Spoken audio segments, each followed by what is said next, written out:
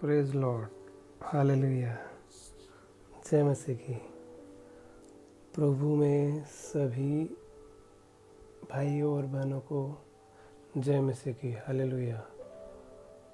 आपका स्वागत है फिर से हमारे नए दिन के प्रचार में। आज हम द ओरिजिनल सिन के पार्ट 3 के ऊपर बात करने वाले हैं, जिसका टाइटल होगा खुली आंखें और ढके शरीर, पाप का पहला फल और खुदा की पुकार। हमारी सीरीज चल रही है मूल पाप, द ओरिजिनल सिन। तो कैसे हो आप लोग? मैं समझता हूँ कि आप सभी प्रभु यीशु मसीह की दया से सुखी और समाधानी होंगे। आइए हम प्रार्थना में अपने से। हे सर्वशक्तिमान खुदा, हे अनंत काल के राजा, हे खुदा, हमें शक्ति प्रदान करे। आज हम तेरे सामने विनम्र और टूटी हुई आत्मा के साथ आते हैं। हमारे हृदय को खोल दे ताकि हम न केवल यह समझे कि पाप क्या है, बल्कि अनुभव करें कि तेरा अनुग्रह कितना गहरा है। हमारी आध्यात्मिक आंखें खोल दे ताकि हम सच्चाई को देख सकें, शर्म में प्रकट होने वाली पवित्रता को, अपराध बोध में छिपी आत्मा की चीख को हम देख सकें। पवित्र आत्मा से इस समय हमें भेद दे। जब हम पाप के प्रभाव के बारे में सुने तो हमारा दिल छू जाए। जब हम खुदा की पुकार को सुने तो हम दौड़कर उसके पास आ जाए। जब हम अनुग्रह की बात सुने तो हमारी आत्मा उछल जाए खुशी से। हे यीशु, हे प्रेमी नाम, मैं तेरी शक्तिशाली उपस्थिति में, तेरी महिमा में, काम में हमें बदल दे, हमें नया कर दे, हमें उद्धार दे। आमीन, हालेलुया, आमीन।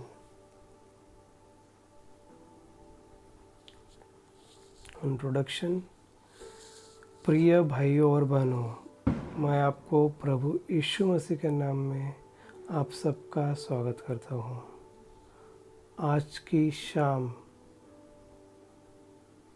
आज की यह पवित्र घड़ी हमें एक ऐसे पल में ले जाती है जो मानवता के लिए सबसे ज़रूरी है। पिछले 2 भागों में हमने क्या सीखा?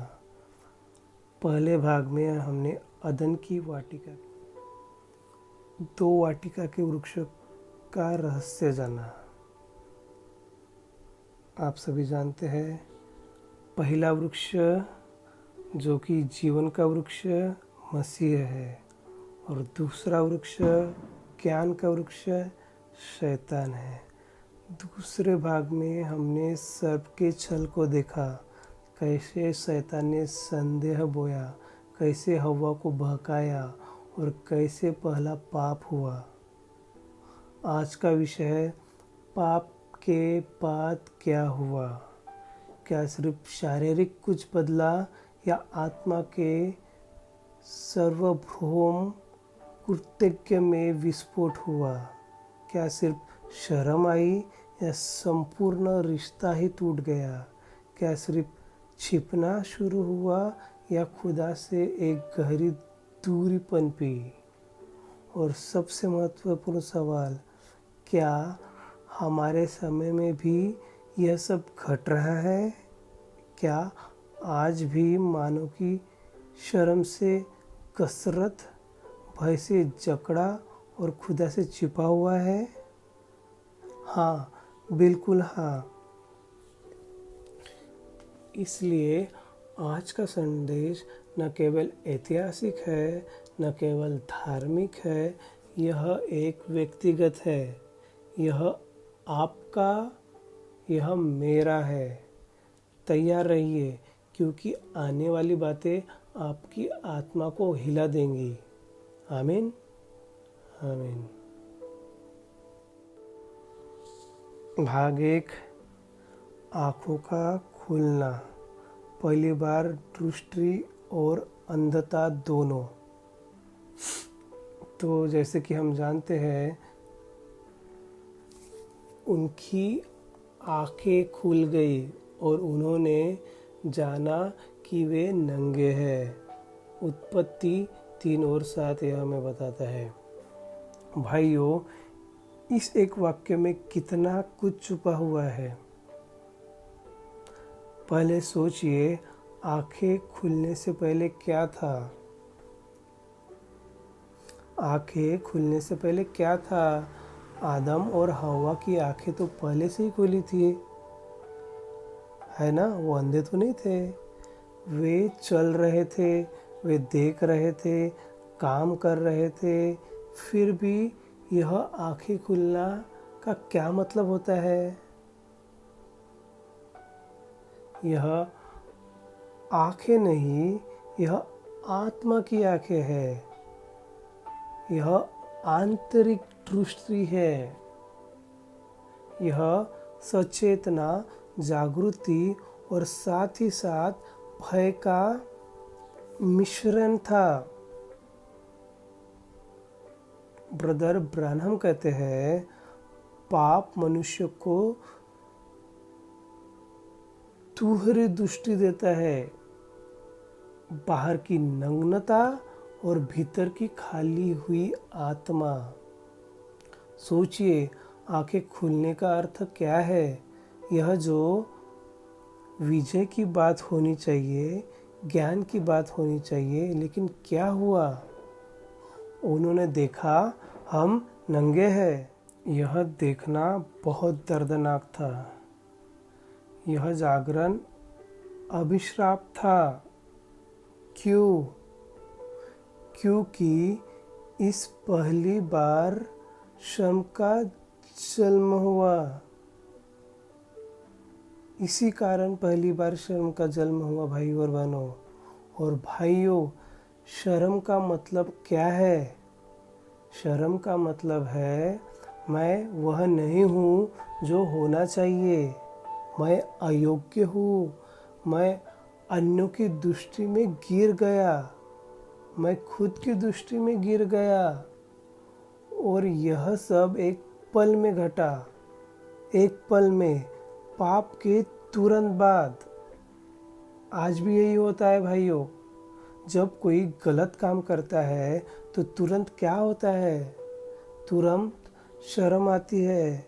तुरंत भाव आता है कि मैं गलत हूँ। तुरंत यह चाहत होती है मैं कहीं छिप जाऊँ।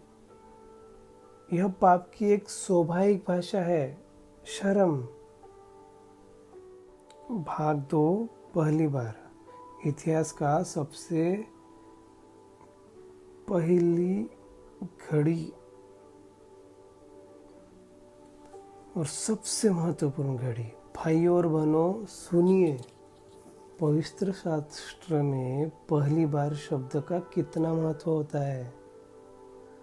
पहली बार शर्म जागी, पहली बार भय आया, पहली बार दोष पनपा, पहली बार एक दूसरे की नज़र मिलाने में झिझक हुई,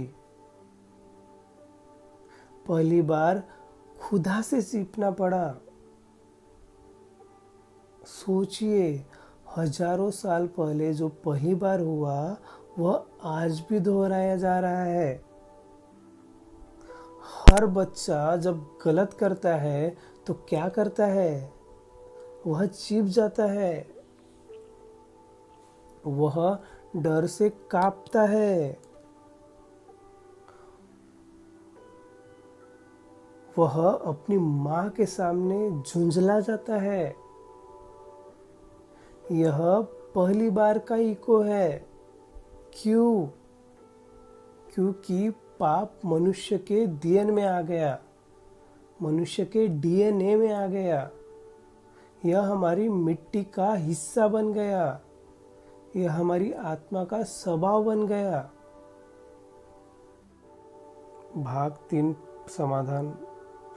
उन्होंने अंजीर के पत्ते जोड़ जोड़ कर लंगोट बना ली। उत्पत्ति 3:7 हमें बताता है। अब यहाँ एक बहुत ही गहरी बात है। क्या आप जानते हैं कि अंजीर का पेड़ कहाँ से आया? यह पेड़ वाटिका में ही था। तो क्या आदम और हव्वा ने खुदा के दिए हुए पेड़ का उपयोग अपने पाप को छिपाने के लिए किया? हाँ, बिल्कुल। यह एक दुखद विडंबना है। खुदा का आशीष ही उन्हें छिपाने का साधन बना। और भाइयों, यह आज भी होता है। हम खुदा के दिए हुए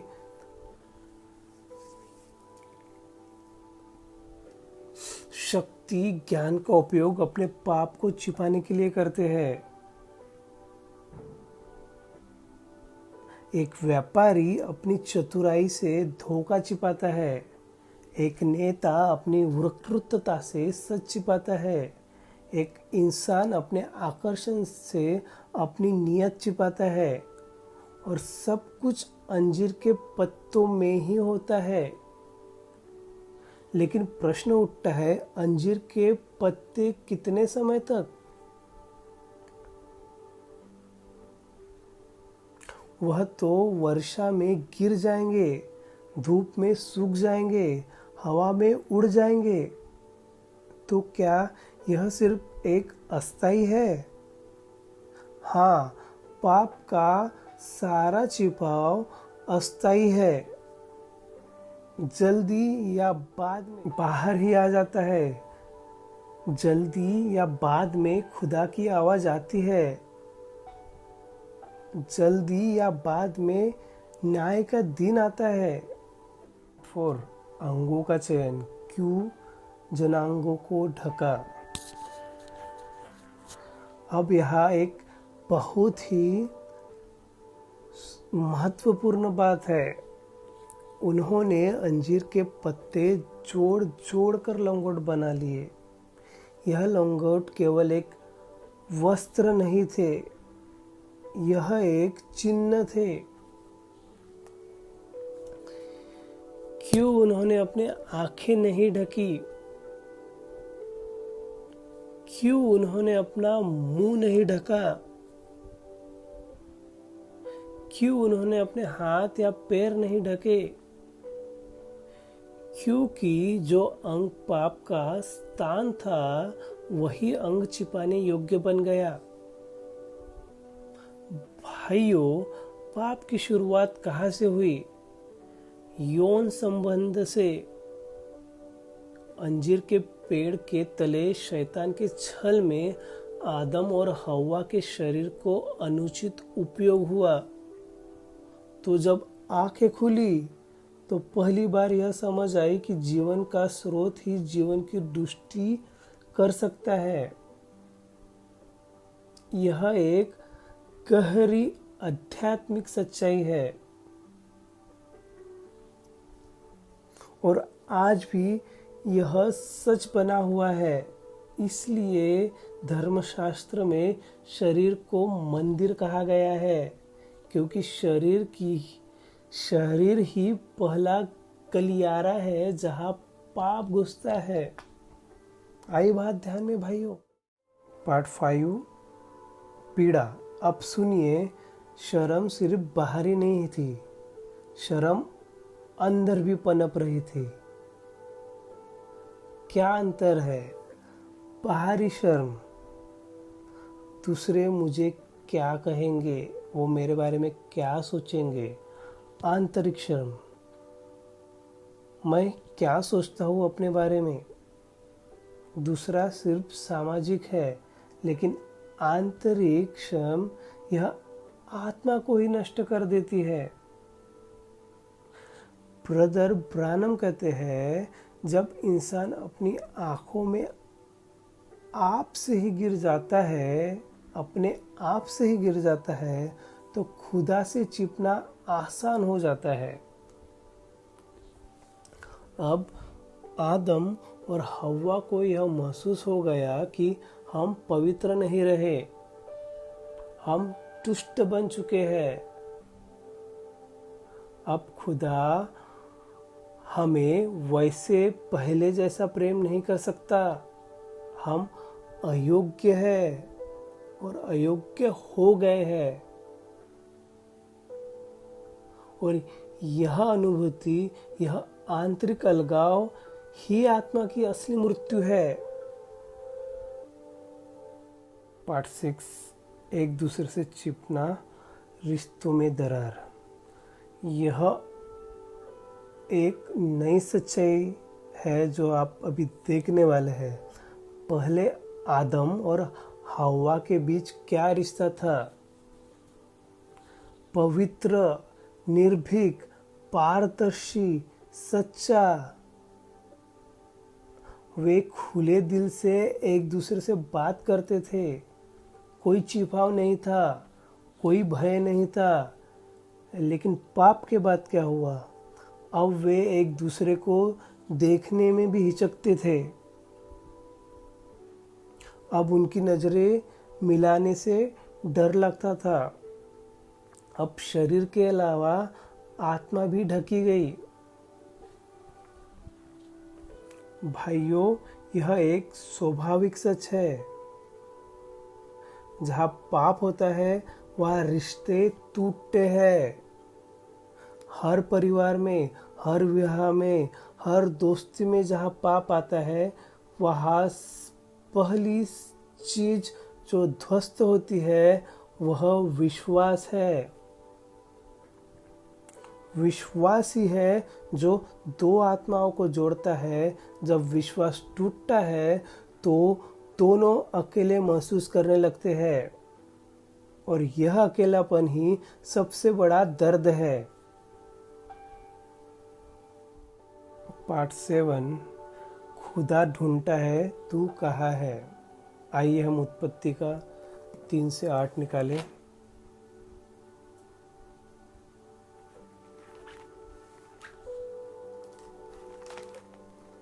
उत्पत्ति 3 और उसका 8। और उन्होंने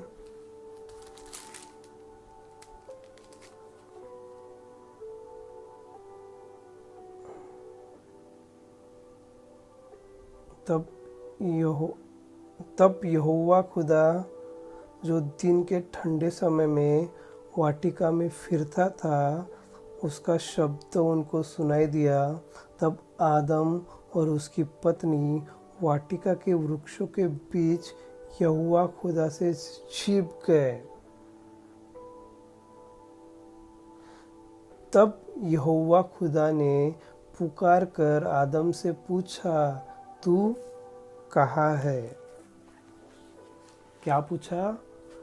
आदम से, तू। अब यहाँ कहानी का सबसे महत्वपूर्ण मोड़ आता है। सोचिए यहाँ क्या हो रहा है। खुदा आता है पाप के तुरंत बाद। खुदा आता है शर्म की घड़ी में। खुदा आता है भय की रात में। खुदा आता है छिपाव की घड़ी में। खुदा आता है और वह पुकारता है, तू कहाँ है? अब सवाल यह है, क्या खुदा नहीं जानता था कि आदम कहाँ है? खुदा तो सर्वज्ञानी है, वह तो सब कुछ जानता है। तो फिर यह सवाल क्यों? क्योंकि यह सवाल आदम के लिए था। खुदा को जवाब चाहिए था।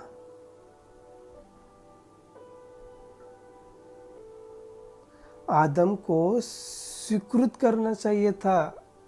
आदम की पश्चाताप होना चाहिए था। और भाइयों, यह खुदा की प्रेम की पुकार थी। ब्रदर ब्रानम कहते हैं, जब भी इंसान पाप में डूब जाता है, खुदा पहली बार आता है न्याय लेकर नहीं बल्कि खोज लेकर। वह अपने खोए हुए बच्चे को ढूंढता है। यह खुदा की करुणा का पहला संकेत है। भाग 8, छिपाव की असफलता। पेड़ों के पीछे कोई नहीं रह सकता। उत्पत्ति 3:8 कहता है, तब आदम और उसकी पत्नी वाटिका के वृक्षों के बीच यहोवा खुदा से छिप गए। अब यह सुनिए, यह बहुत ही महत्वपूर्ण होने वाला है भाइयों। आदम और हवा सोचते हैं कि वे पेड़ों के पीछे छिप के खुदा से बच सकते हैं, पर यह क्या संभव है? आइए हम भजन संहिता 139 का 7 से 12 पढ़े। मैं तेरे आत्मा से भागकर किधर जाऊं, वह तेरे सामने से किधर भागूं? यदि मैं आकाश पर चढ़ूं तो तू वहाँ है, यदि मैं अपना बिछौना अधोलोक में बिछाऊं तो वहाँ भी तू है। यदि मैं भोर की किरणों पर चढ़कर समुद्र के पार जा बसूं तो वहाँ भी तू अपने हाथ से मेरी अगुवाई करेगा और अपने दाहिने हाथ में मुझे पकड़े रहेगा। यदि मैं कहूँ कि अंधकार में, तो मैं भी छिप जाऊंगा और मेरे चारों ओर का उजियाला रात का अंधेरा हो जाएगा, तो भी अंधकार तुझसे न छिपाएगा। रात तो दिन के तुल्य प्रकाश देंगी, क्योंकि तेरे लिए अंधेरा और उजियाला दोनों एक समान है।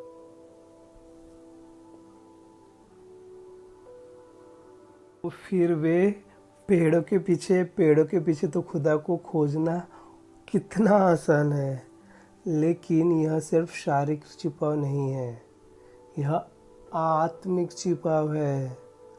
आदम और हवा सोचते हैं कि वे अपनी पहचान छिपा लेंगे या छिपा सकते हैं, पर कोई नहीं छिपा सकता खुदा से, कुछ भी नहीं।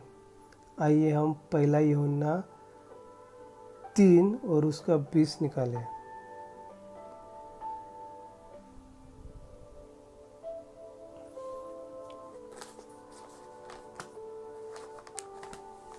क्योंकि खुदा हमारा दिल जानता है और सब कुछ से अधिक बड़ा है। भाग 9 पार्ट 9, खुदा की पुकार, तू कहाँ है? उत्पत्ति 3 और उसका 9 कहता है, तब यहोवा खुदा ने पुकार कर आदम से पूछा, तू कहाँ है? उत्पत्ति 3:9, तब यहोवा खुदा ने आदम को पुकार कर उससे पूछा, तू कहाँ है? यह एक स्वाभाविक पुकार है, सार्वभौमिक पुकार है। यह केवल आदम के लिए नहीं, यह हर इंसान के लिए है। यह आपके लिए, यह मेरे लिए। तू कहाँ है? Where are you? क्या यह सवाल नहीं है कि जहाँ हम हैं, भौगोलिक रूप से नहीं, आध्यात्मिक रूप से? क्या आप खुदा के पास हो या पाप में हो? क्या आप प्रकाश में हो या अंधकार में हो? क्या आप जीवन के वृक्ष के पास हो या ज्ञान के वृक्ष के पास? क्या आप सच बोल रहे हो या छिप रहे हो? क्या आप अकेले हो या सहारे में, तू कहाँ है? यह खुदा की, हाँ भाइयों, खुदा की पुकार आज भी गूंजती है। हर दिल में आज भी वही होता है। भाग 10।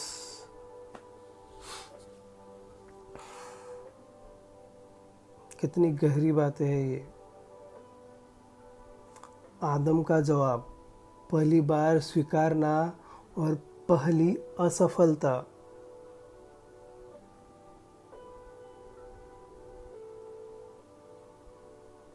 आइए हम उत्पत्ति इसका 3 और 10 निकालें। उसने कहा, मैंने तेरा शब्द वाटिका में सुना और डर गया, क्योंकि मैं नंगा था, इसलिए छिप गया। अब ध्यान दीजिए, आदम का क्या जवाब है? मैंने तेरा शब्द सुना और डर गया। पहली बार डर। पहले आदम के साथ खुदा की कोई भय की भाषा नहीं थी। वह प्रेम की भाषा बोलते थे, सहभागिता की भाषा। लेकिन अब खुदा की आवाज का मतलब है न्याय। अब खुदा की उपस्थिति का मतलब है भय।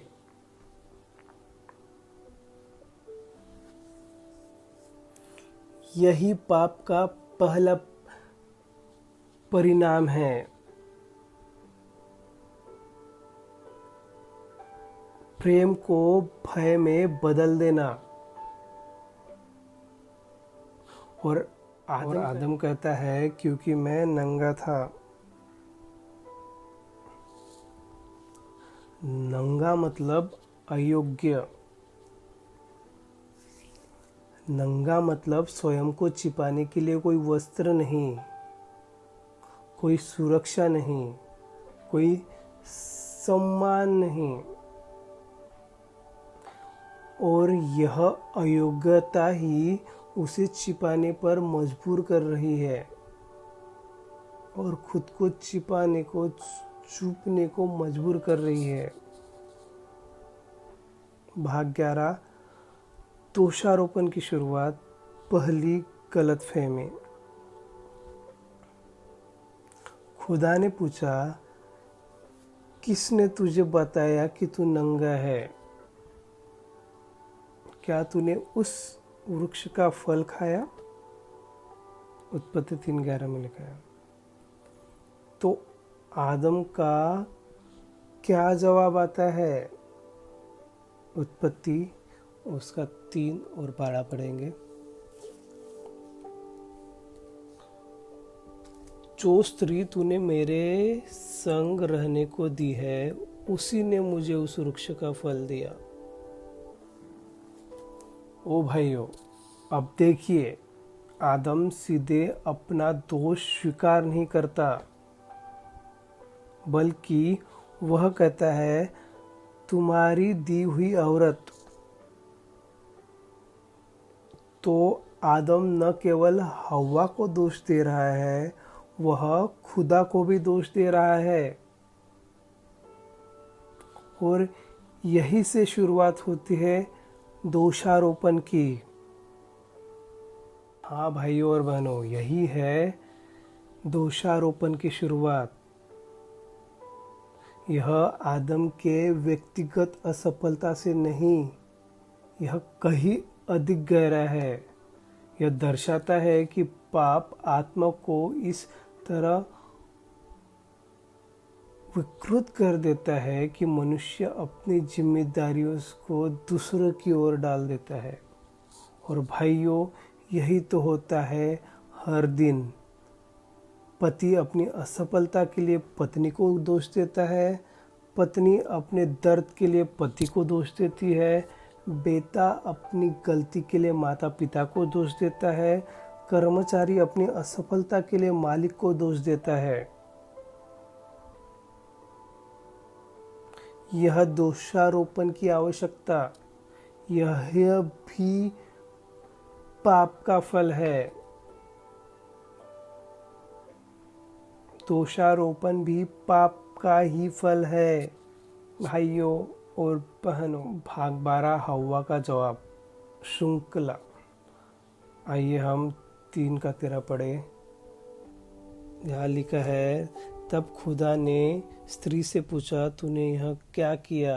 स्त्री ने कहा, सर्प ने मुझे धोखा दिया, इसलिए मैंने खाया।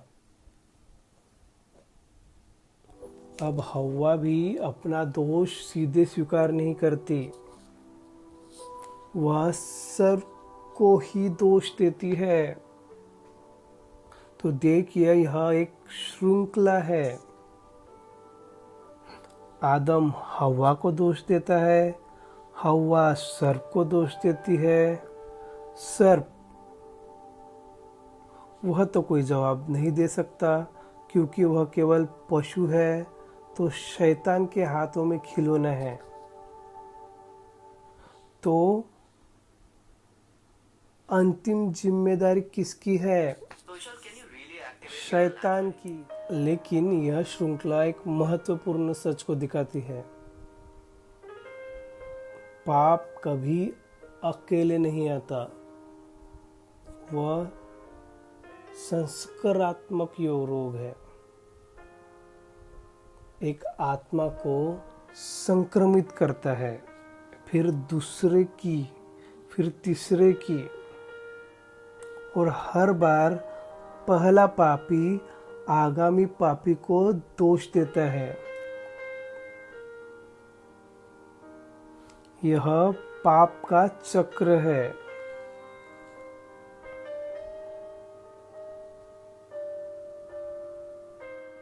भाग 13 खुदा की चुप्पी और फिर निर्णय। अब यहाँ एक बहुत ही महत्वपूर्ण बात है। जब हव्वा सर्प को दोष देती है तो खुदा कुछ कहता है नहीं, खुदा चुप रहता है। क्यों? खुदा क्यों चुप रहता है? क्योंकि अब खुदा को समझ आ गया कि दोषारोपण यहाँ नहीं रुकेगा। तब खुदा क्या करता है? वह श्राप सुनाता है। सर्प को श्राप, औरत को श्राप, आदम को श्राप।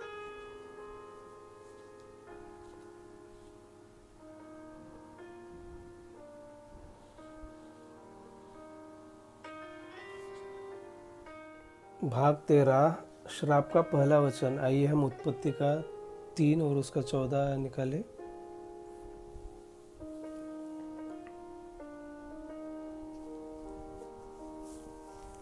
उत्पत्ति 3 उसका 14 बाइबल कहती है, तब यहोवा खुदा ने सर्प से कहा, तू ने जो यह किया है इसलिए तू सब घरेलू पशुओं और सब बनेले पशुओं से अधिक श्रापित है।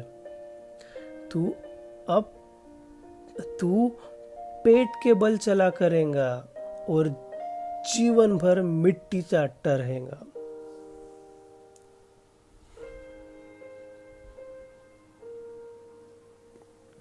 उत्पत्ति 3:14 यह कहता है।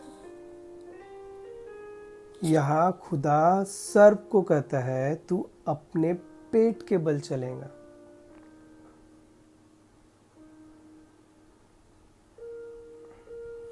इसका मतलब पहले वह सीधा होकर चलता था,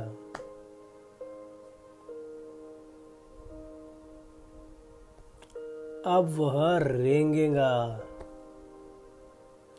यह एक अपमान है, यह एक गिरावट है, यह एक अभिश्राप है। और भाइयों, यह सिर्फ शारीरिक नहीं है, यह एक आत्मिक गिरापन है, उसका प्रतीक। जो प्राणी खुदा की बनाई हुई सबसे चतुर चीज थी, जो मनुष्य के साथ एक साथ खड़ी थी, अब वह मिट्टी खाएंगी। पाप की सजा में अपमान आता है। भाग 15। वह वचन संसार के इतिहास की सबसे बड़ी भविष्यवाणी।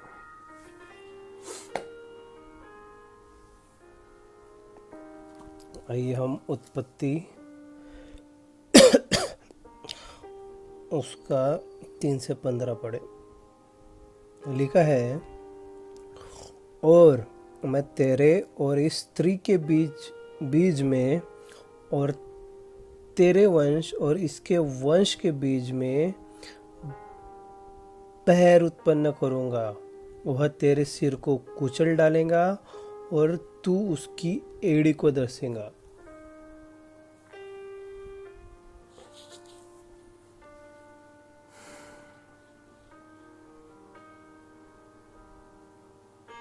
अब यहाँ पर सबसे बड़ी भविष्यवाणी आती है।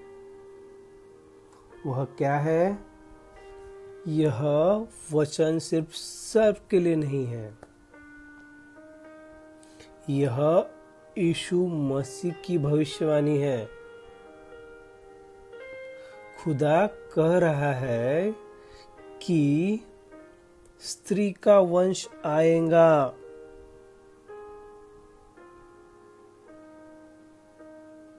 वह सर्प के सिर को कुचल देगा। यह विजय होंगी, लेकिन कीमत भी आएंगी। वह तेरी एड़ी को डसेगा। इसका मतलब क्या है? मसीह को पीड़ा सहनी पड़ेगी। क्रूस पर वह क्रूस पर मसीह को मारा जाएगा, लेकिन तीसरे दिन वह जी उठेगा। हालेलुया। तो यह पहली बार उद्धार की खुशखबरी दी जाती है। पाप के बाद तुरंत ही उद्धार का वादा। भाइयों, यह खुदा की करुणा है। आमीन। हालेलुया। भाग 16, स्त्री के लिए श्राप, कष्ट का वरदान। आइए हम उत्पत्ति और उसका 3 का 16 निकालेंगे। बाइबल कहती है, फिर स्त्री से उसने कहा, मैं तेरी पीड़ा और तेरे गर्भवती होने के दुख को बहुत बढ़ाऊंगा। तू पीड़ित होकर बालक उत्पन्न करेंगी और तेरी लालसा तेरे पति की ओर होंगी और वह तुझ पर प्रभुता करेगा।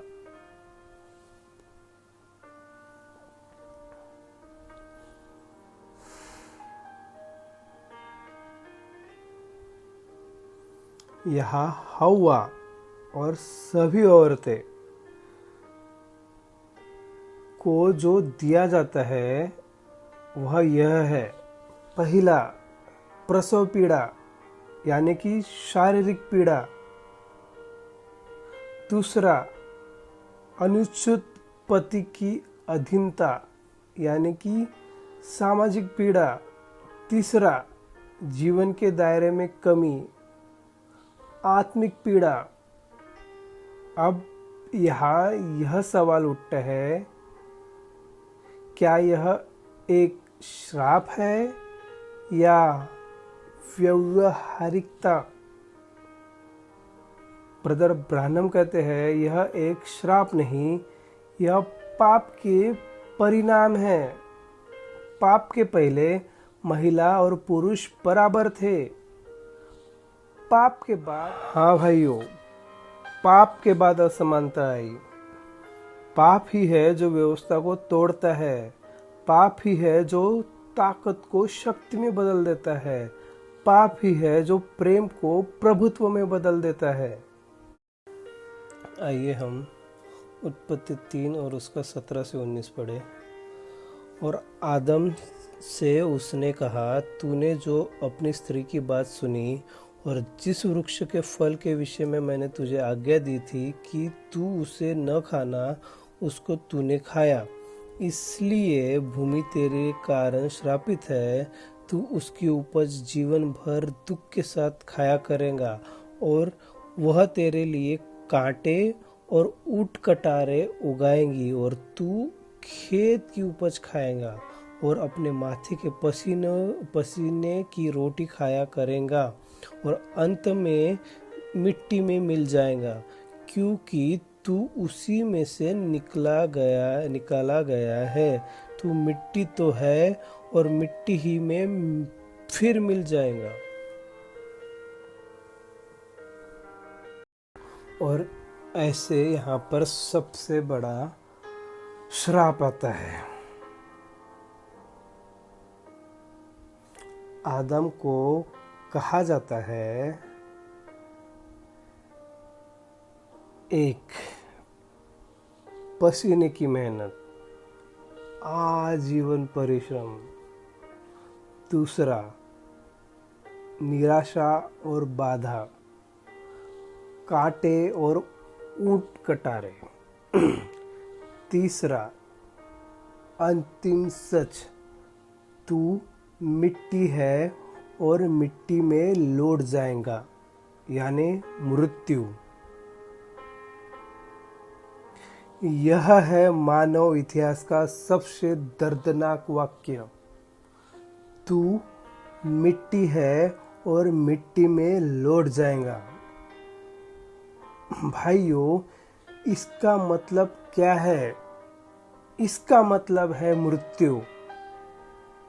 जबकि रोमन 6 और 23 कहता है, क्योंकि पाप की मजदूरी तो मृत्यु है। तो पाप ने मृत्यु को संसार में लाया। और भाइयों, यह मृत्यु सिर्फ शारीरिक नहीं है, यह आत्मिक मृत्यु है। यह खुदा से अलगाव है। यह अनंतता में नष्ट होना है।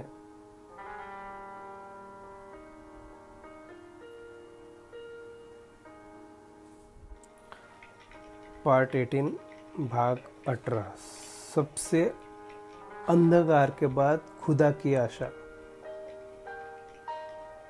लेकिन भाइयों, यह कहानी खत्म नहीं होती।